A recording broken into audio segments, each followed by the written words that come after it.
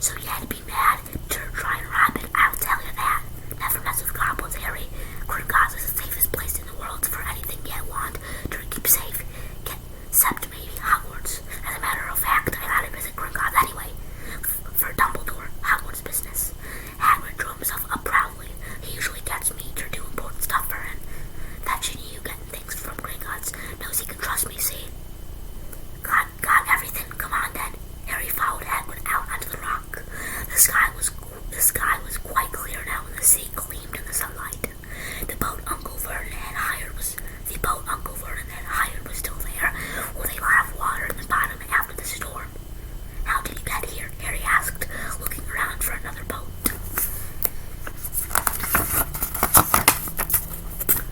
Flew, said Hagrid. Flew? Yeah, but we'll go back in this. Not supposed to use magic. Now I've got you. They settled down on the boat, Harry still staring at Hagrid, trying to imagine him flying. Seems a shame to row, though, said Hagrid, giving Harry another of his sideways looks. If I was to speed things up a bit, would you mind not mentioning it at Hogwarts?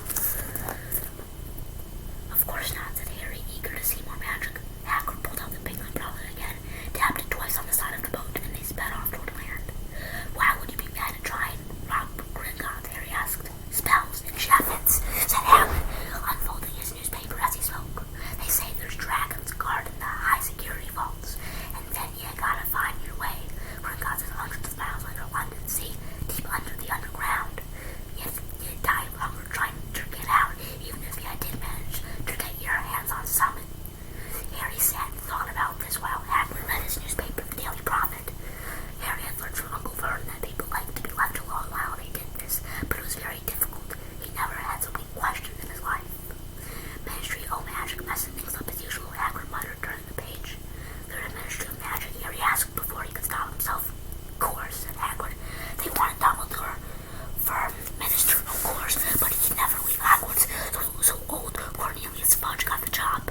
Bungler if ever there was one.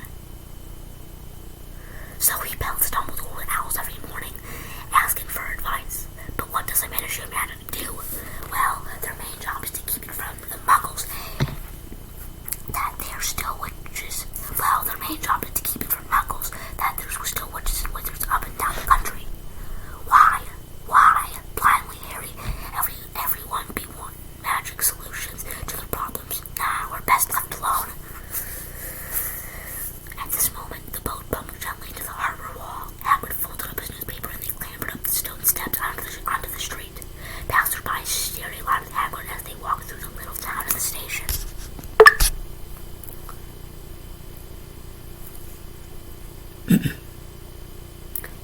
At this moment, the boat bumped gently to the harbor wall. Hagrid folded up his newspaper and they clambered up the stone steps onto the street. Passers-by stared at a lot at Hagrid as they walked through the little town of the station. Harry couldn't blame them. Not only was Hagrid twice as tall as anyone else, he kept pointing at perfectly ordinary things like parking meters and saying loudly, "See that, Harry? Things these muggles dream up at." Hagrid, said Harry, panting a bit as he ran to keep up. "Did you say there are dragons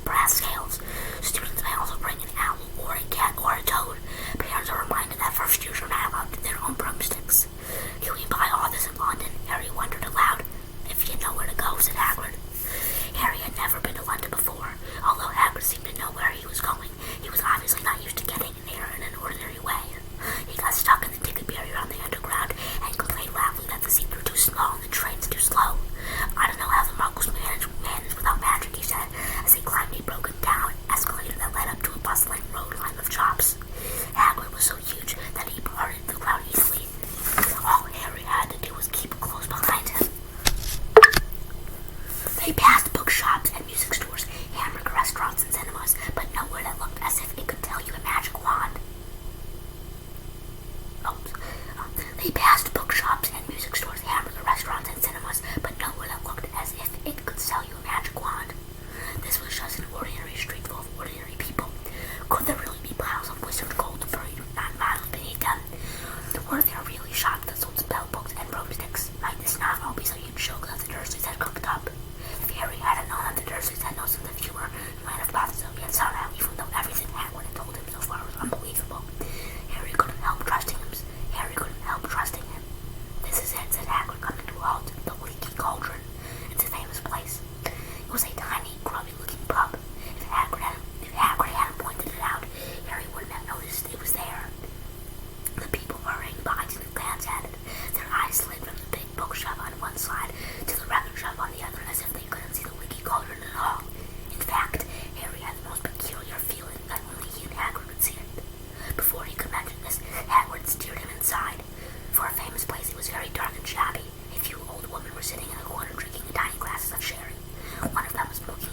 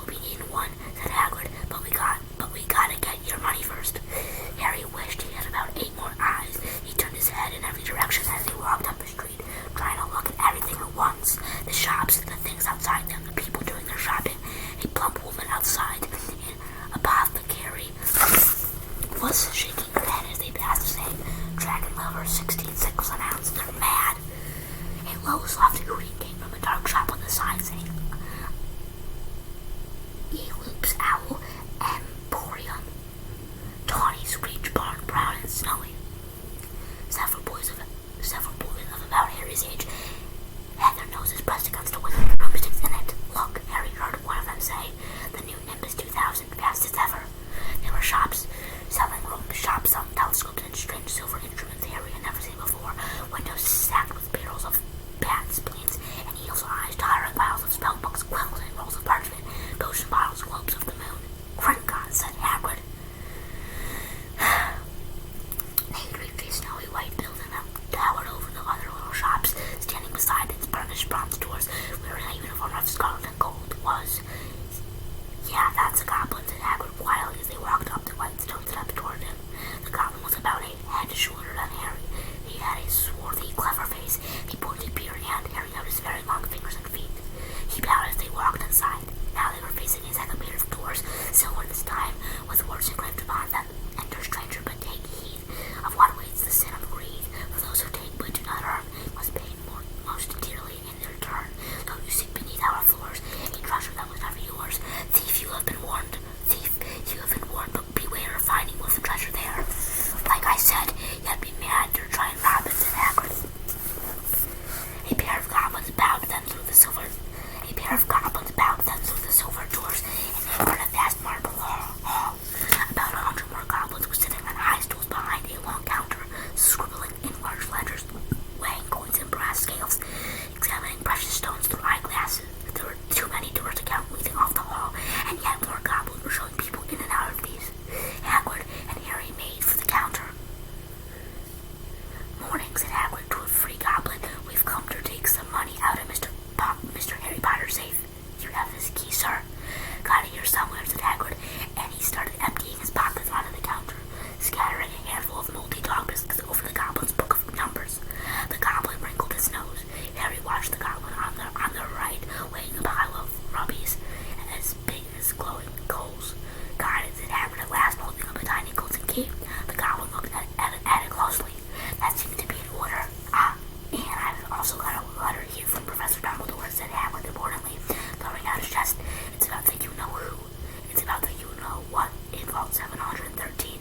The goblin read the letter carefully. Very well, he said, handing it back to Hagrid. I will have someone take you down to both vaults. Griphook was yet another goblin. Once Hagrid had grabbed all the dog biscuits back inside his pockets, he and Harry followed Griphook toward one of the doors leading off the hall. What's the you-know-what in Vault 713? Harry asked. Can't tell you that, said Hagrid mysteriously. Very secret. Hagrid's business. Dumbledore trusted me. More than my job's worth to tell you that. Griphook held the door open for them. Harry, who had expected more marble, was surprised. They were in a narrow stone passageway lit with flaming torches. It sloped steeply downward, and there were little railway tracks on the floor. Griphook puzzled, and a small cart came hurtling up the tracks toward them. They climbed in, Hagrid with some difficulty, and wrong. At first they just hurtled through a maze of twisted passages. Harry tried to remember left, right, left. Harry tried to remember left, left, middle, fork, right, left, but it was impossible. The rat-like cart seemed to know its own way because Griphook wasn't steering. Harry's eyes stung as the cold air brushed past them, but he kept them wide open. Once he thought he saw a burst of fire at the end of the passage and twisted around to see if it was a dragon, but too late. They plunged even deeper, passing an underground lake where huge stalactites and stalagmites grew from the ceiling and floor. I never know, Harry called to Hagrid over the noise of the cart. What's the difference between a stalagmite and a stalactite? Stalagmites got an M in it, said Hagrid. And Don asked me questions just now. I think I'm gonna be sick. He did look very green, and when the car stopped at last beside a small door in the passage wall, Hagrid got out and had to lean against the wall to stop his knees from trembling. Griphook unlocked the door. A lot of green smoke came billowing out, and as it cleared, Harry gasped. Inside were mounds of gold coins, columns of silver, heaps of little bronze nuts. All yours, smiled Hagrid. All Harry's. It was incredible. The Dursleys couldn't have known about this, or they'd have had it from him faster than blink.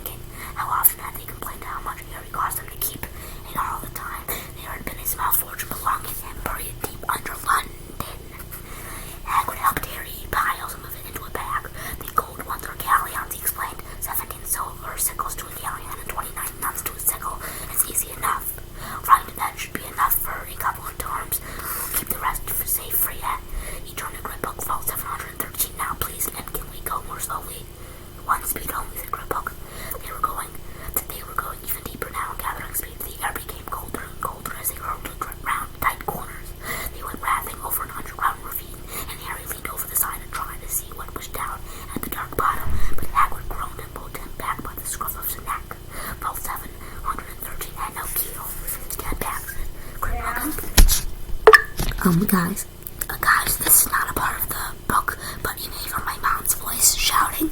She was telling me something, so sorry, don't mind that.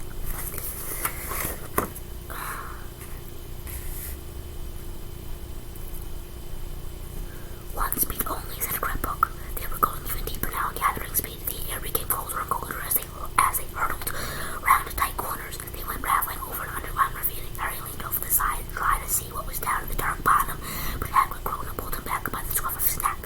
Vault 713 had no keyhole. Stand back, said Gripbook, more importantly. He stroked the door gently with one of his long fingers and it simply melted away.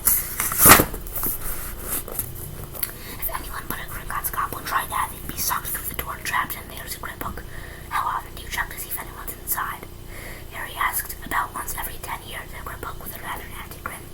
Something really extraordinary had to be inside the top security vault, Harry was sure, and he leaned forward eagerly, expecting to see fabulous jewels at the very least, but at first he thought it was empty.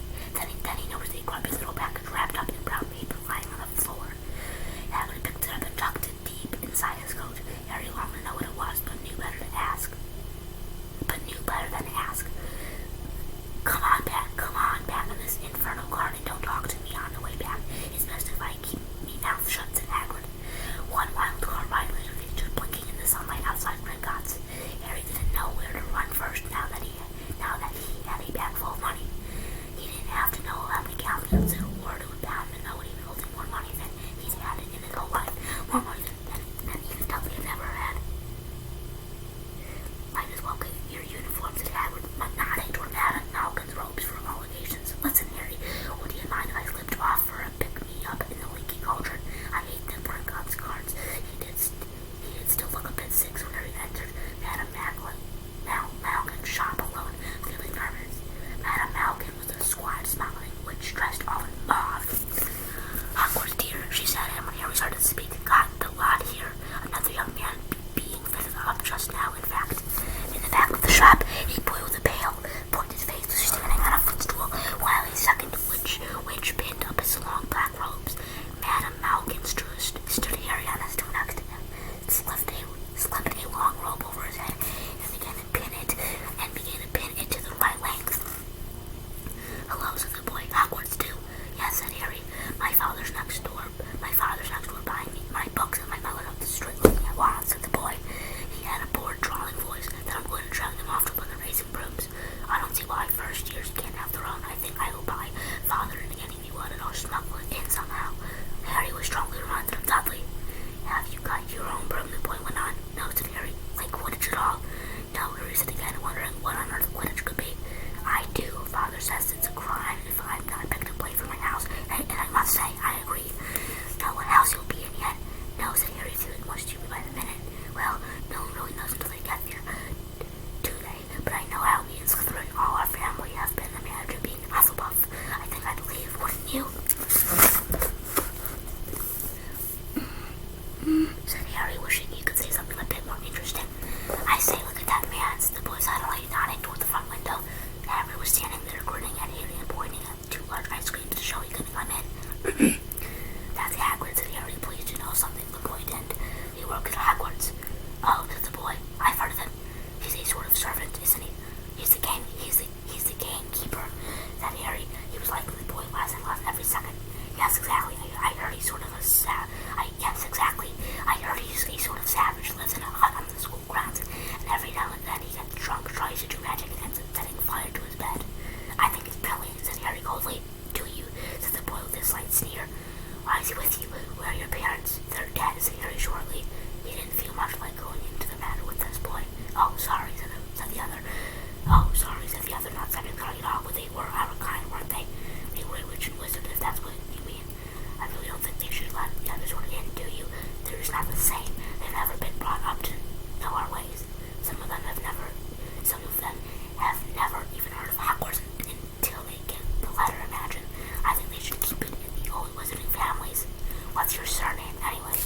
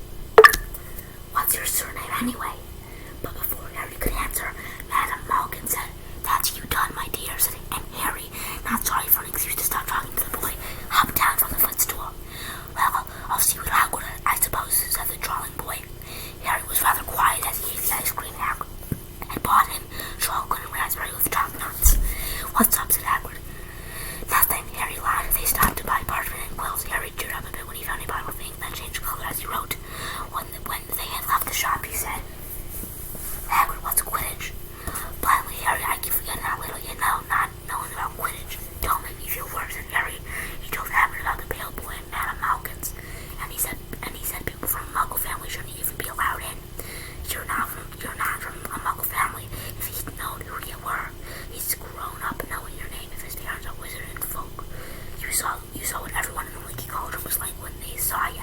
Anyway, what does he know about? Anyway, what does he know about it? Some of the best I ever saw were the only ones with magic in them in a long line. Oh, Muggles, look at your mom. Look at your mom. Look what she had for her sister. So what is Quidditch? It's our sport, wizard sport. It's like, it's our sport, wizard sport. It's like soccer in the Muggle world. Everyone follows Quidditch. Played up in the air on broomsticks, and there's 4 balls.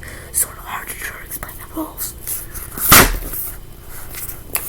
In what are Slytherin and Hufflepuff schoolhouses? There's 4. Everyone says Hufflepuff. Oh God, oh duffers, but I bet I'm in Hufflepuff, said Harry gloomily. Better Hufflepuff than Slytherin, said Hagrid darkly. There's not a single witch or wizard who went bad who wasn't Slytherin. You know who was one. Well, sorry, you know who was at Hogwarts years and years ago, said Hagrid. They bought Harry's school books in a shop called Flourish and Plots, where the shelves were stacked to the ceiling with books as large as paving stones, bound in leather, books the size of postage stamps and covers of silk, books full of peculiar symbols, and a few books with nothing in them at all. Even Dudley, who never read anything, would have been wild to get his hands on some of these. Hagrid almost had to drag Harry away from Gears and Counter Curses, bewitch your friends, and befuddle your enemies with the latest revenges, hair-wise, jellywags, tongue-tying, and much more by Professor Vindictus Viridian. I was trying to find out how to curse Dudley. I'm not saying that's not a good idea, but you're not to use magic in the Muggle world. In the Muggle world, except in very special circumstances, said Hagrid. And anyway, you couldn't work any of them curses yet. You'll need a lot more study before you get to that level. Hagrid wouldn't let Harry buy a solid gold cauldron either. It said pewter on their list, but they got a nice set of scales for weight and position, ingredients, and a glass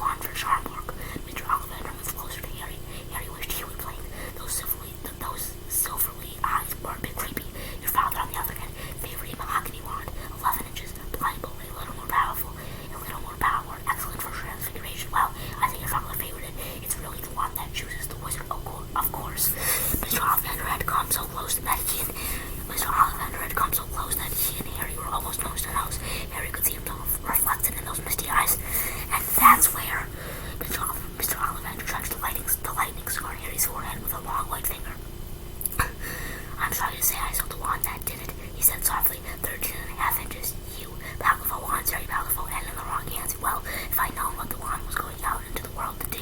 He shook his head and said, and then Harry's leaf spot is Hagrid.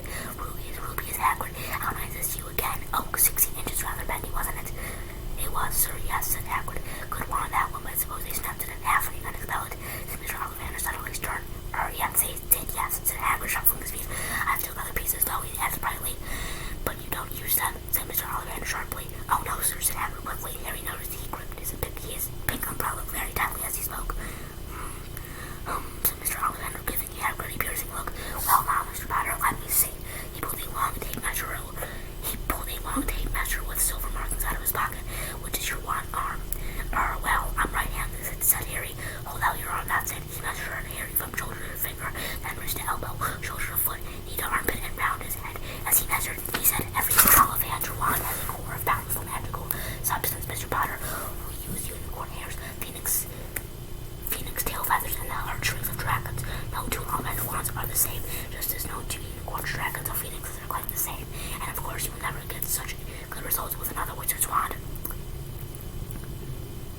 Harry suddenly realized that the tape measure, which was measuring between his nostrils, was doing this on its own. Mr. Ollivander was flitting around the shelf, taking down boxes. Think that will do, he said, and the tape measure crumbled into a heap on the floor. Right then, Mr. Potter, try this one. Beechwood and dragon, that heartstring 9 inches. Nice flexible, just take it and give it a wave. Harry took the wand and feeling foolish, waved it around a bit. But Mr. Ollivander snatched it out of his hand almost at once. Made one phoenix feather 7 inches, quite what Pete tried. Harry tried, but he had hardly raised the wand when it too was snatched back by Mr. Ollivander. No, here, ebony and unicorn hair, 8.5 inches, spraggy, go on, try that. Harry tried and tried. He had no idea what Mr. Ollivander was waiting for. The pile of tried wands was mounting higher and higher on the sparkling chair, but the more wands Mr. Ollivander pulled on the shelf, the happier he seemed to become. Tricky customer, not to worry, we'll find the perfect match here somewhere, I wonder now. Yes, why not? Unusual combination. Holly and Phoenix feathered off and just nice and supple. Harry took the wand, he felt his head warmed in his fingers. He raised the wand above his head, brought his wishing down to the dusty air, and a stream of red and gold sparks shot from the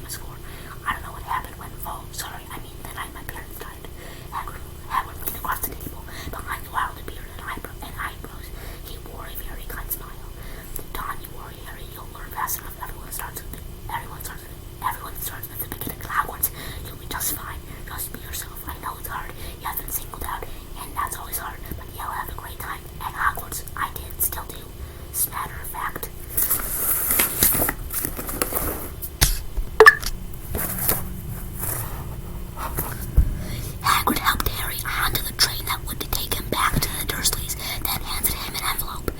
Your ticket for Hogwarts, he said. First, September, King's Cross. It's all on your ticket. Any problems with the Dursleys, send me a letter with your owl, and she'll, and said, any problems with the Dursleys, send me a letter with your owl. She'll know where to find me. See you soon, Harry. The train pulled out of the station. Harry wanted to watch Hagrid until he was out of sight, but he rose in his seat and pressed his nose against the window.